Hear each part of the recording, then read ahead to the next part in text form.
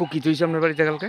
কালকে ঠিক রাত্রে 11:30টার সময় আমার এই যে প্রথমে গেট ভাঙছে, গেট ভাঙার পরে বাউন্ডারি যে বেড়াটি আসলে ভাঙছে, এরপরেও এই বেড়াটিও ভাঙছে। এই বেড়াটি ভাঙানো আমার ঘরের যে জানালার যে কাছে যে টিনের ইয়াটা, এটাও দাউ দিয়া কোপাইছে।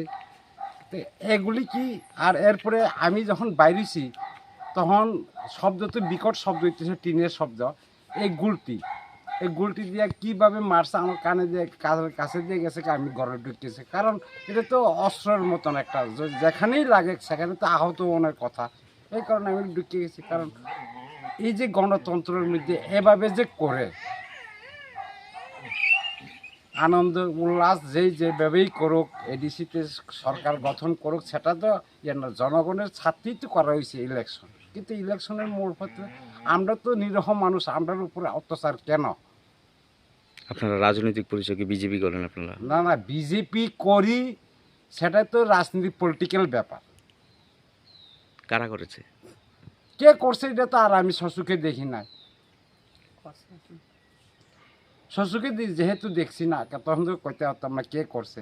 তো আমি লোকে আর দেখছি না, কারণ আমি গুলটি যখন খাইছি তখন আমি তো আগে এসে কে বা কাহারা আমি চিহ্নিত করানোর লাগে, কিন্তু আর পারছি না ঘরে ঢুকে। কতজন হইবে তারা অনুমানিক? অনেক আমার 6-7 জনই কোথায়।